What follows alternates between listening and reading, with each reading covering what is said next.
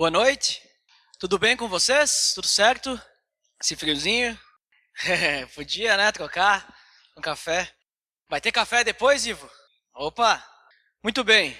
Hoje é um ótimo dia, inclusive, para a gente conversar sobre o assunto que eu trouxe hoje.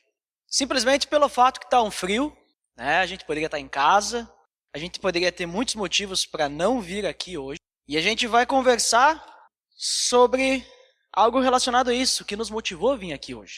O que nos fez queremos estar aqui juntos. Hoje nós vamos falar um pouquinho sobre relacionamento, sobre comunhão, principalmente o relacionamento, a comunhão no caso, entre nós como igreja, né? Entre os irmãos. Né? Vamos entender também por que nós chamamos de irmãos. Né? Como assim irmãos? Quando a Bíblia fala sobre os irmãos e tudo mais. Por isso, eu quero convidar vocês primeiramente a refletir como é que está o relacionamento de vocês com as outras pessoas.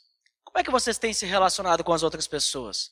Vocês gostam de estar junto com as pessoas da igreja? Com as pessoas que frequentam aqui? Vocês gostam de se relacionar com essas pessoas? Vocês realmente suportam? Vocês perdoam? Vocês amam essas pessoas que estão aqui?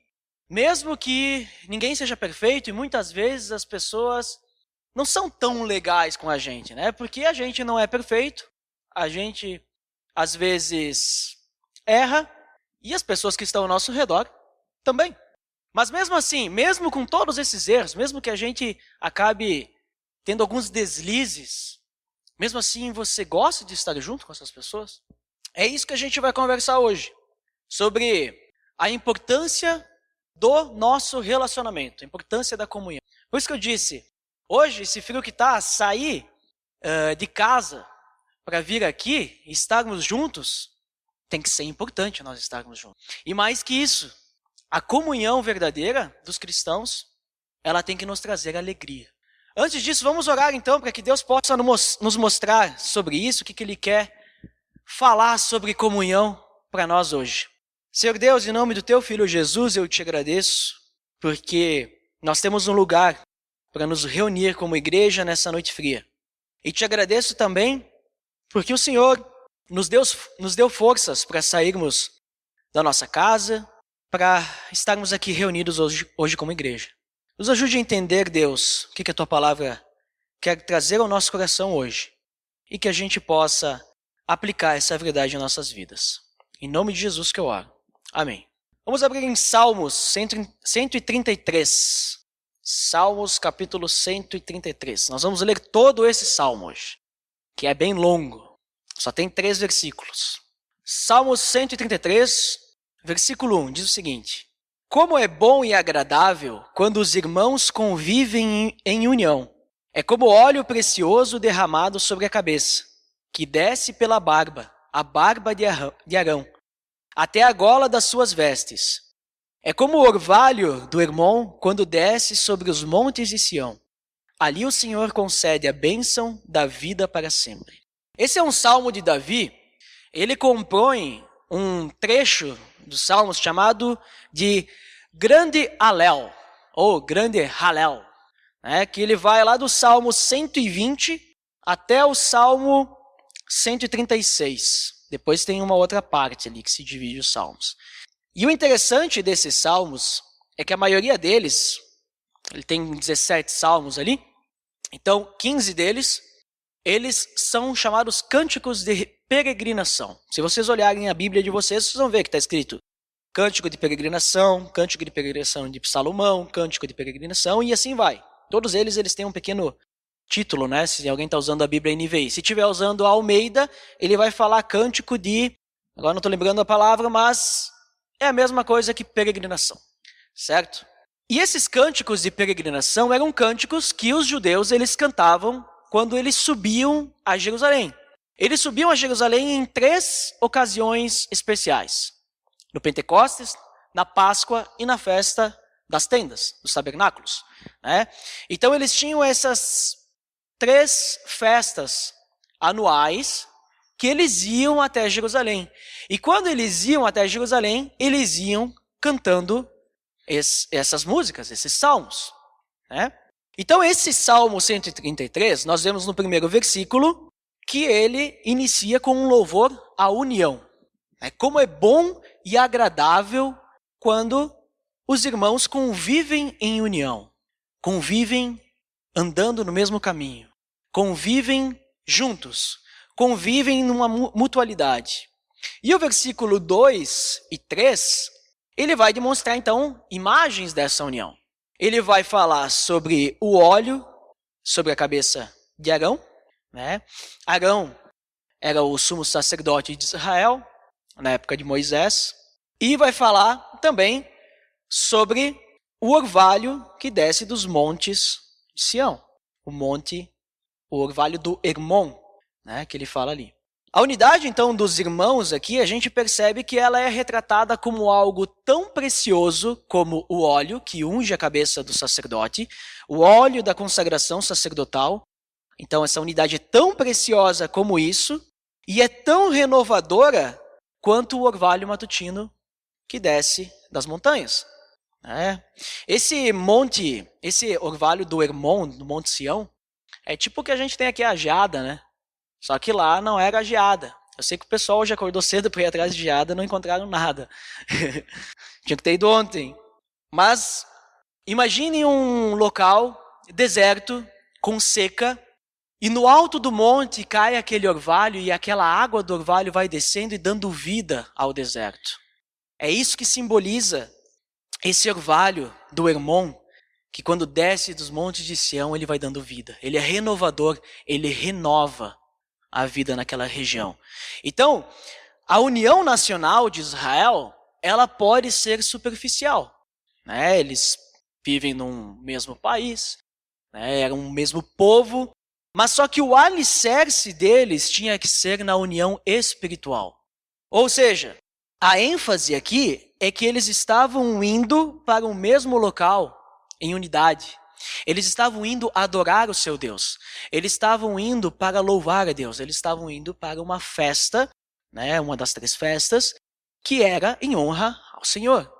Então, o foco aqui que ele está dando, esses cânticos, eles nos mostram, é que eles cantavam o quão maravilhoso era, quão agradável, quão bom era essa unidade deles poderem andar no mesmo caminho, na mesma direção a Deus. Não era simplesmente porque eles eram o mesmo povo, ou porque eles tinham que ir lá bater cartão em Jerusalém, não. Era uma alegria por eles estarem juntos, adorando a Deus, fazendo a vontade de Deus, indo buscar a Deus. Então esse salmo, ele celebra essa unidade mútua do povo, ao desfrutar dessa reunião para adoração a Deus. Isso que é bem interessante nesse salmo, que a primeira vez que eu li ele, a única coisa que eu lembrei foi de algumas músicas que tem.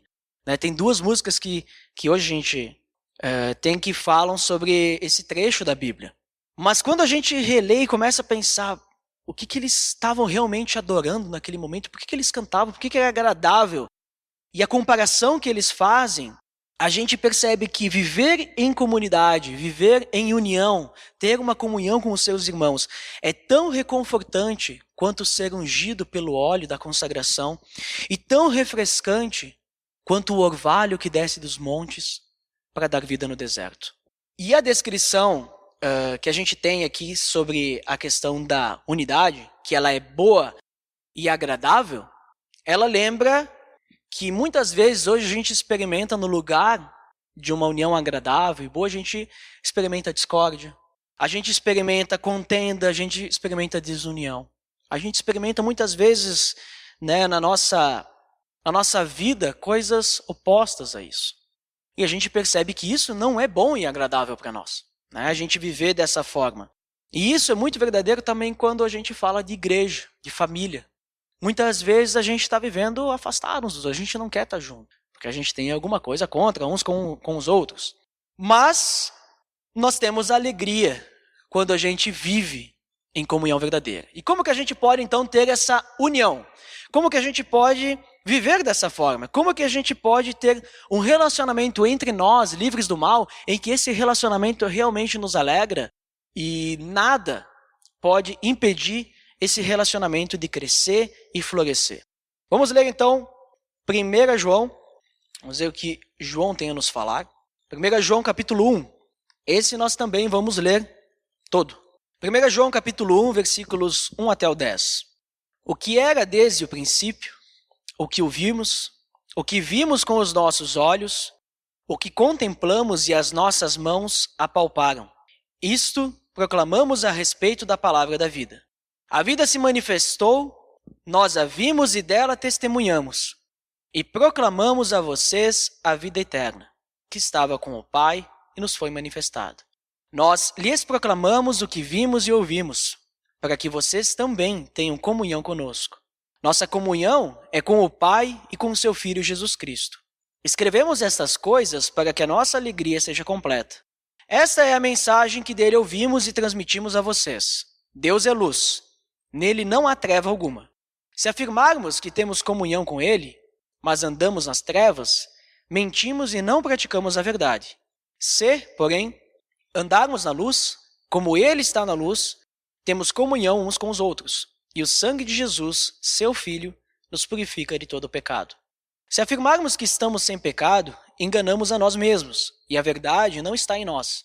Se confessarmos os nossos pecados, ele é fiel e justo para perdoar os nossos pecados e nos purificar de toda injustiça. Se afirmarmos que não temos cometido pecado, fazemos de Deus um mentiroso, e a sua palavra não está em nós. João, ele inicia combatendo os falsos mestres que tinham naquela época. Existiam muitas pessoas lá, para quem João endereçou essa carta, que queriam direcionar os cristãos para longe de Deus. Eles estavam espalhando que Jesus ele não era Deus, que Jesus era apenas um homem, né, que veio, mas não era Deus. Era alguém legal. Só que João sabia que não era bem assim. Por isso que João ele começa combatendo diretamente isso. Ele demonstra que Jesus ele era Deus e que também ele existiu fisicamente. Ele era o Deus Altíssimo e também esteve aqui conosco. Tanto é que ele fala o quê? O que era desde o princípio, o que ouvimos, o que vimos com os nossos olhos, o que contemplamos e as nossas mãos apalparam. Isto proclamamos a respeito da palavra da vida. Ele está dizendo, o que era desde o princípio, ele estava lá desde o princípio. Se vocês abrirem o Evangelho de João, vocês vão ver que ele vai falar a mesma coisa no início de sua carta. O que era desde o princípio, o que ouvimos, nós ouvimos falar dele. Nós vimos com os nossos olhos, nós visualizamos ele. Mas se não é suficiente o fato de nós apenas olharmos, nós contemplamos tudo que ele fez. E se vocês acham que ele era apenas um espírito que estava fazendo aquilo, não. Nós apalpamos ele com as nossas mãos. Nós sentimos ele. Nós encostamos nele. E isso a gente fala de quem? A gente fala de Jesus. A gente fala a respeito da palavra da vida. Então, João, ele mesmo foi testemunha ocular, né? E encostou, inclusive, do ministério da morte e ressurreição de Cristo. O que aquelas pessoas estavam dizendo não era verdade, porque João sabia do que estava falando, ele tinha propriedade do assunto. E então João, falando sobre isso, ele vai dizer, olha, Jesus, ele era Deus, ele existiu. E a vida se manifestou através dele. Porque através do sacrifício de Cristo, então, nós temos vida. Não vivemos mais mortos, separados de Deus. Nós a vimos e dela testemunhamos e proclamamos a vocês a vida eterna. Nós vimos o que Jesus fez e nós sabemos que através disso nós podemos ter a vida eterna, que estava com o Pai e nos foi manifestada. Estava só com Deus, mas através de Cristo agora é manifestada a nós. Nós lhes proclamamos o que vimos e ouvimos. Por que João está falando isso? Para que vocês também tenham comunhão conosco. Para que vocês também tenham comunhão conosco, assim como nós temos com o Pai e com seu Filho Jesus Cristo. Então João, ele já, além de se defender, né, e atacar aqueles falsos ensinamentos, ele já chama o motivo do porquê Jesus veio aqui, para que nós possamos ter comunhão com o Pai e possamos ter comunhão uns com os outros. E aqui comunhão vai muito além de uma simples amizade. A palavra comunhão, quando a gente vai buscar no dicionário, a gente vai ver que fala pessoas que têm algo em comum, certo? Comunhão é isso. Então, se a gente tiver uma comunidade, né? As pessoas de uma comunidade, elas têm comunhão quando elas buscam a mesma coisa. Podemos dizer que pessoas que fazem alguma obra social, têm o objetivo de fazer algum evento, alguma coisa, elas têm o mesmo objetivo, né? Elas têm comunhão nisso. Mas quando João fala de comunhão, ele não está falando só de um simples, né, relacionamento aí que a gente tem aí, alguma coisinha aí que a gente tem um grupo aí que a gente tem um objetivo de se conhecer e tal, alguma coisa assim. Ele vai além, é algo mais. Ele refere-se à comunhão cristã, a comunhão dos cristãos, o cristianismo, de pessoas que têm o mesmo objetivo, ou seja, ser semelhante a Cristo. É disso que João está falando. Para que vocês tenham comunhão conosco e comunhão com o Pai. Se nós quisermos ter comunhão com o Pai, nós precisamos ter o mesmo objetivo de vida que o Pai, que Jesus. E para nós termos o mesmo objetivo, a mesma direção, o mesmo caminho a ser seguido que Jesus, nós precisamos ser semelhantes a Cristo. E uma vez que o cristão tem esse objetivo, então para que nós possamos ter comunhão uns com os outros, todos nós precisamos ter este mesmo objetivo. Todos nós precisamos andar na mesma direção.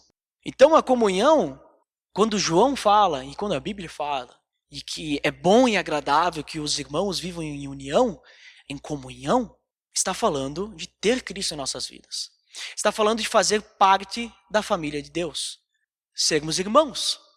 Não é que a gente é irmão de sangue, mas nós somos irmãos porque nós somos filhos de Deus. É disso que a Bíblia fala quando fala em comunhão. Eu não comentei antes que os judeus, eles subiam a Jerusalém com o mesmo objetivo, que era adorar a Deus. Eles tinham um único objetivo, adorar a Deus. E por isso eles cantavam que era bom e agradável quando eles viviam em união. Ou seja, quando todos eles iam até Jerusalém com o mesmo objetivo. E assim nós. É bom e agradável quando nós todos buscamos ser semelhantes a Cristo. João, então, ele proclama essa mensagem para que mais pessoas possam fazer parte dessa família. Ele está falando para pessoas que talvez possam estar sendo influenciadas por esses falsos ensinamentos. Diz, galera, vocês podem fazer parte dessa família. Vocês podem ter comunhão conosco. Venham. E ele diz, escrevemos essas coisas para que a nossa alegria seja completa. Essa comunhão, ela traz alegria. Porque sempre tem mais espaço na família de Deus. A família de Deus, ela sempre tem espaço para mais um, para mais dois, para mais muitos. Então, para que realmente seja bom e agradável, tem que existir comunhão.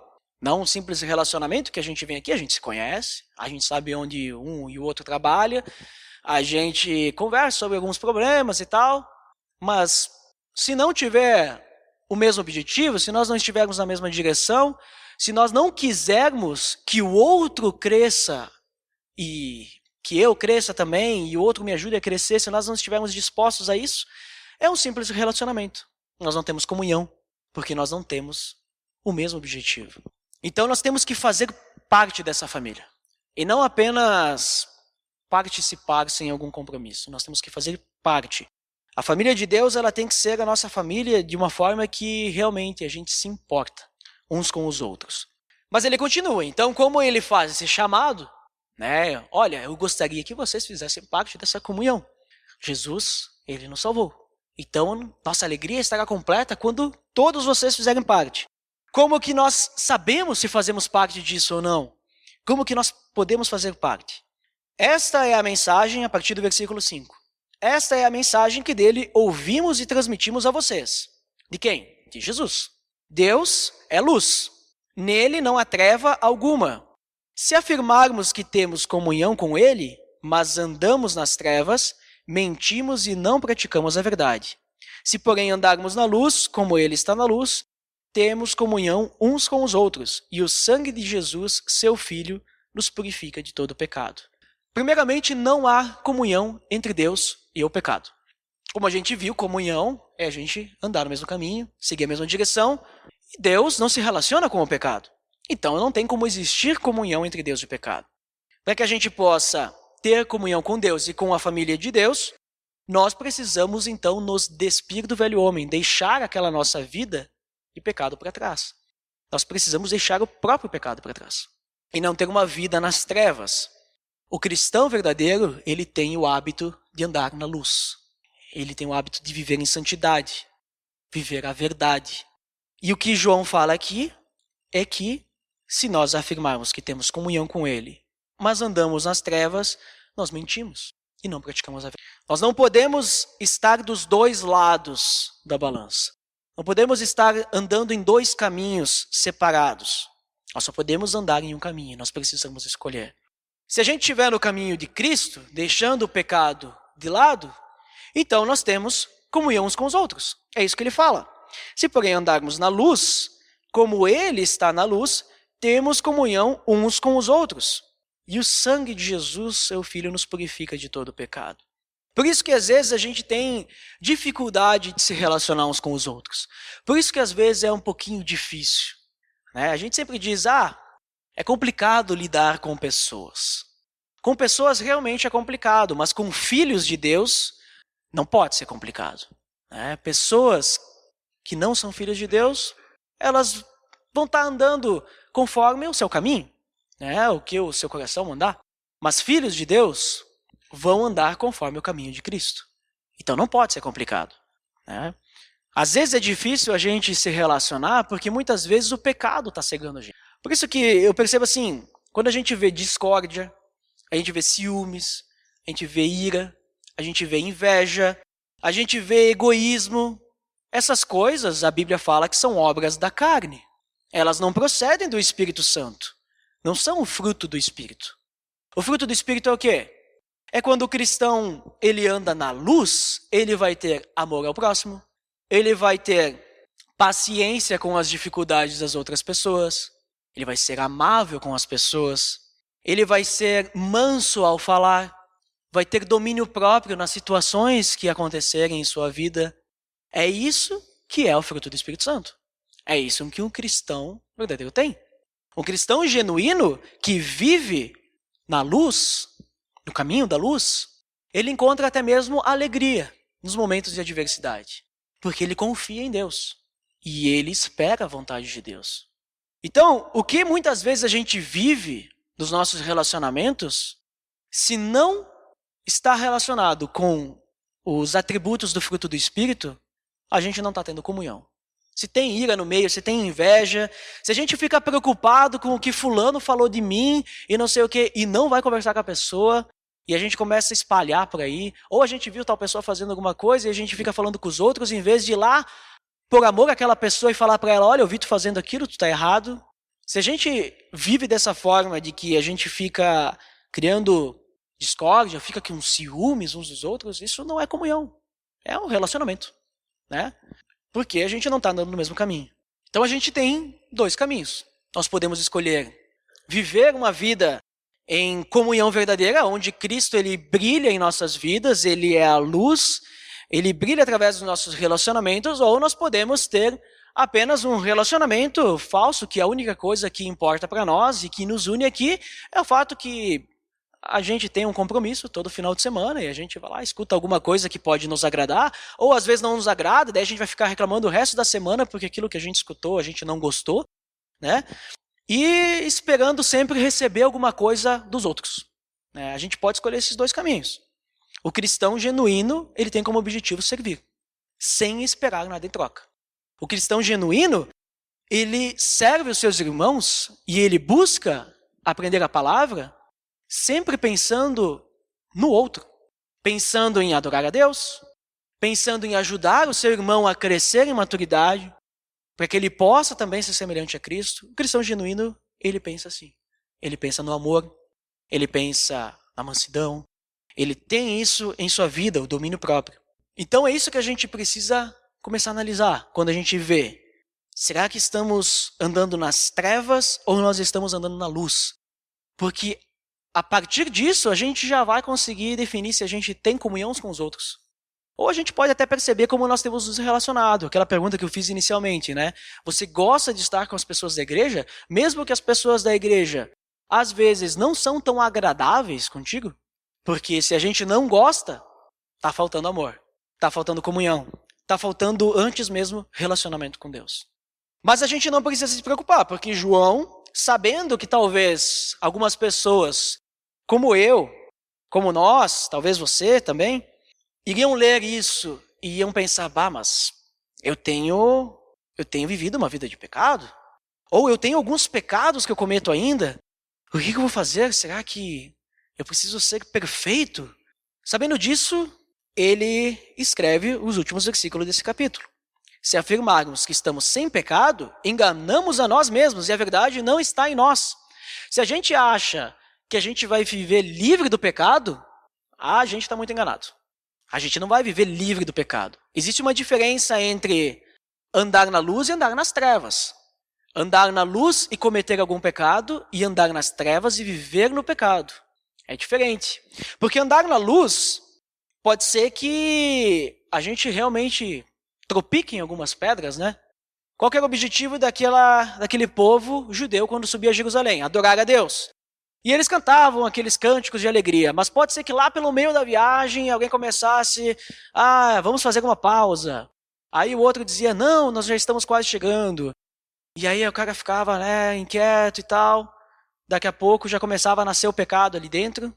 Mas de repente, como eles eram um povo unido, né, porque era bom e agradável aquela união deles e o objetivo deles, alguém chegava para ele, olha, estou percebendo que já no teu coração está nascendo o pecado aí, então pede perdão aí pelo que foi mais ríspido, foi mais grosseiro, e vamos continuar essa caminhada, nós estamos juntos, vamos se ajudar, né? Então a gente vai pecar, mas quando nós estamos na luz, nós estamos juntos, no mesmo caminho, na mesma direção, e nós podemos, então, confessar os nossos pecados. Se confessarmos os nossos pecados, ele é fiel e justo para perdoar os nossos pecados e nos purificar de toda injustiça. A gente tem o perdão do pecado. Só que nós precisamos viver essa vida reconhecendo que somos pecadores. E ele finaliza, se afirmarmos que não temos cometido pecado, fazemos de Deus um mentiroso e a sua palavra não está em nós. Quem vive nas trevas não é alguém que está indo na direção de Cristo, buscando ser semelhante a Cristo, mas volta e meia perde a linha. Não é alguém assim. A pessoa que está indo na direção de Cristo está vivendo na luz. Mas quando ela erra, ela sabe que o Espírito Santo acusa ela e ela pode, então, confessar o seu pecado, se arrepender, voltar para a caminhada. Tropeçou, caiu, ok, levanta e vamos seguir viagem. Agora, quem vive nas trevas não vive uma vida assim. Quem vive nas trevas anda por um caminho longe de Deus. O seu objetivo não é ir até Jerusalém, lá adorar, né, naquelas festas. O objetivo é ir para outro lugar. É servir ao seu próprio coração, servir ao pecado, servir à carne, quem quer que seja.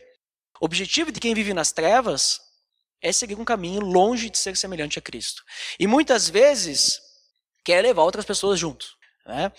Então, Deus sabe que a gente não vai se livrar tão fácil assim do pecado. Porque se a gente diz que a gente não peca nunca, né? Se alguém falar para vocês, não, mas eu essa semana não pequei.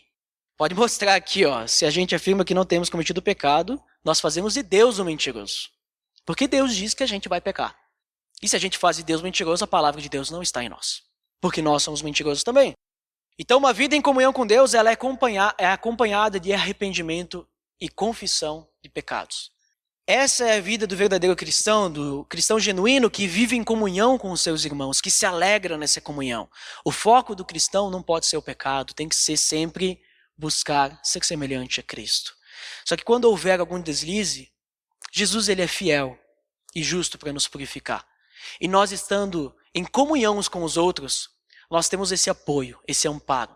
Nós teremos pessoas amáveis ao nosso redor, pacientes, que vão poder nos suportar, nos ajudar, orar por nós, nesses momentos difíceis. E essa era mais ou menos a oração de Cristo.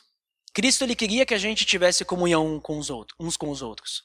Quando a gente olha lá, o mesmo João no capítulo 17, versículo 11 do seu evangelho, ele demonstra que Cristo falou isso, para que eles sejam um, assim como nós. A oração de Jesus é que nós, como igreja Aliança Bíblica de Bento Gonçalves, nós, como cristãos do mundo inteiro, fôssemos um. Assim como Jesus é um com o Pai e com o Espírito Santo. Essa é a oração de Cristo. E ele mesmo, O próprio Jesus, ele concede isso a nós. Nós não precisamos pagar nada para entrar nessa família. Nós não precisamos fazer nada para entrar nessa família. Ele concede essa unidade por meio do Espírito Santo, através das refrescantes águas do batismo. É isso que ele faz lá e ele demonstra. Quando Jesus é batizado, ele está demonstrando a sua unidade com o seu povo, a sua identificação com o povo. Ele se identifica com o povo. E o Pai diz que esse é o Filho amado. E o Espírito Santo desce, de forma simbólica, até ele. E através disso, então, nós temos união com o Pai, com o Filho, com o Espírito Santo, união uns com os outros. Nós podemos ter comunhão. Só com um coração quebrantado e realmente entregue a Deus é que nós vamos ter essa completa união, que nós tanto almejamos. Nós vamos ter essa completa união que a gente pode vir até aqui no domingo cantando. Quão bom e agradável é os irmãos viverem em união. Que alegria é estarmos juntos. Só através dessa comunhão verdadeira nós vamos encontrar a alegria no nosso relacionamento, livre de qualquer maldade. E se a gente pecar, se a gente errar, se daqui a pouco eu esquecer de falar para alguém alguma coisa ou pecar contra meu irmão, nós sempre temos a possibilidade de ir lá conversar com a pessoa, pedir perdão, confessar o nosso pecado a Deus, porque nós temos já o perdão. Jesus, ele já pagou esse preço na cruz. Que a gente possa então refletir primeiramente no nosso relacionamento com Deus, a nossa comunhão com Deus, como é que está? Como que está a nossa comunhão com Deus? Será que nós estamos vivendo na luz ou estamos vivendo nas trevas? Não tem meio termo, tá? Não tem vivendo a meia luz assim. Não existe isso. Ou é a luz ou é trevas. Será que eu tenho vivido no pecado ou isso já ficou para trás? Tenho vivido realmente apenas a luz? Se eu tenho vivido apenas a luz, tenho me esforçado para que o pecado realmente fique para trás e eu cometa menos deslizes na minha caminhada? E também que a gente possa refletir na família. Como que está o nosso relacionamento com a família de Deus? Como que está a nossa comunhão na igreja? Isso, cada um de nós analisando a si mesmo, né? Não analisando o outro. Será que me alegra realmente estar com os meus irmãos? Né? Quando vem aquela pessoa me visitar lá todo dia, falando seus problemas, pedindo oração, pedindo algum conselho, será que isso me alegra? Ou eu tenho ficado, de novo aqui, me incomodando, né? Ou talvez eu fico só notando os problemas, julgando as pessoas, sem exortar. Então, para finalizar, ali em 1 João mesmo, a gente lê o capítulo 1, né? No capítulo 2, João ele vai continuar os seus ensinamentos, mas a gente vai ler os versículos 9 ao 11, que ele diz o seguinte: quem afirma estar na luz, mas odeia seu irmão, continua nas trevas. Quem ama seu irmão, permanece na luz, e nele não há causa de tropeço. Mas quem odeia seu irmão, está nas trevas e anda nas trevas. Não sabe para onde vai, porque as trevas o cegaram. Como eu comentei, o pecado muitas vezes nos cega. Se nós não conseguimos amar os nossos irmãos, então vocês já sabem, nós estamos vivendo nas trevas. Se nós não conseguimos amar, nós estamos vivendo nas trevas. Jesus ele resumiu 10 mandamentos em 2. Amar a Deus acima de todas as coisas e amar o próximo. Só que eu resumo os mandamentos de Jesus em um só. Amar a Deus acima de tudo.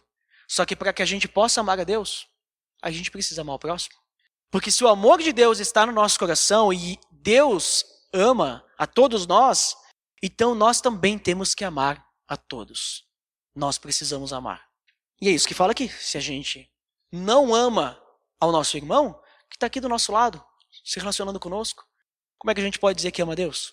Talvez a gente precisa pensar um pouquinho, às vezes, o que Cristo fez por nós na cruz, quando a gente não consegue amar ou a gente odeia algum irmão, sendo que a gente desagrada a Deus todos os dias, a gente peca, e Jesus mesmo assim deu seu corpo naquela cruz por nós.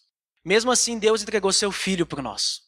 E às vezes a nossa queixa contra o nosso irmão, com o nosso próximo, é só porque ele não me cumprimentou quando chegou aqui. Talvez, se Deus fosse que nem nós, acho que Jesus não teria morrido na cruz. Então precisamos pensar nisso. Amar ao próximo é extremamente necessário para que a gente possa amar a Deus. Se a gente ama a Deus e não ama o próximo, nós estamos enganando nós mesmos. Estamos falando da boca para fora. Não é um sentimento verdadeiro. Não é o amor de Deus que está em nossas vidas. E a gente tem que lembrar sempre, outro termômetro é que uma comunhão verdadeira gera alegria. Se nós não estamos alegres e estarmos juntos, quer dizer que não há comunhão verdadeira. E se não há comunhão verdadeira, nós estamos andando em trevas. Então, o pecado está em nós. Se não vivemos isso, então o problema inicialmente está em cada um de nós. Então nós precisamos analisar as nossas vidas para primeiro resolver os nossos problemas com Deus, para depois então nós conseguirmos realmente ter essa comunhão. Certo? Eu quero convidar cada um de vocês para que vocês possam se reunir com a pessoa que está do seu lado. Né? Como a gente falou que comunhão é importante, e eu entendo que a melhor forma de comunhão é a oração. Porque na oração a gente realmente demonstra que a gente se importa com o outro. Porque, para mim, oração, orar uns pelos outros é uma grande demonstração de amor. Que a gente se importa com a pessoa, a gente realmente ama, a gente quer que a pessoa esteja bem. Né? Se ela tem algum problema de saúde, a gente quer que ela melhore. Se ela está com alguma dificuldade no seu relacionamento com Deus, a gente quer realmente que ela melhore também e cresça. Então vamos aproveitar para começar a aplicar isso agora já. Vamos orar uns pelos outros. Tá? Então, pode ser que a pessoa que está do teu lado, vamos ter um tempinho para que a gente possa orar, e depois, aí eu finalizo também orando por todos nós, certo? Senhor Deus, em nome do teu Filho Jesus, eu te agradeço por essa noite em que nós podemos refletir sobre como anda a nossa comunhão contigo e com nossos irmãos, Senhor. E obrigado porque teu Espírito Santo pode nos mostrar se nós realmente estamos andando contigo, caminhando na direção da luz, ou se nós estamos afastados de ti. Por isso nos ajude, Senhor, a transformar o nosso coração, para que a gente realmente possa viver para ti, buscando teu nome em primeiro lugar e ajudando uns aos outros a alcançar esse objetivo. Que a nossa comunhão possa ser essa, Deus, em que nós ajudamos uns aos outros a ser semelhantes a Cristo. Que possamos suportar uns aos outros, possamos amar uns aos outros, perdoar, Senhor, servir e tudo que possa estar relacionado a auxiliar a atingir esse objetivo. Que realmente possa existir a comunhão e essa comunhão possa nos trazer alegria, nos trazer paz. Que possamos ter o fruto do Espírito Santo em nossas vidas de uma forma tão abundante, Deus, que as pessoas ao nosso redor vão perceber o quanto o teu amor tem feito a diferença nos nossos relacionamentos, na nossa comunhão. Te peço por isso, Senhor, nessa noite, e que isso possa ser lembrado em nossos corações durante todos os dias, para que possamos sempre buscar te servir, te adorar, buscar ir na tua direção, Senhor. Em nome do teu Filho Jesus que eu oro. Amém.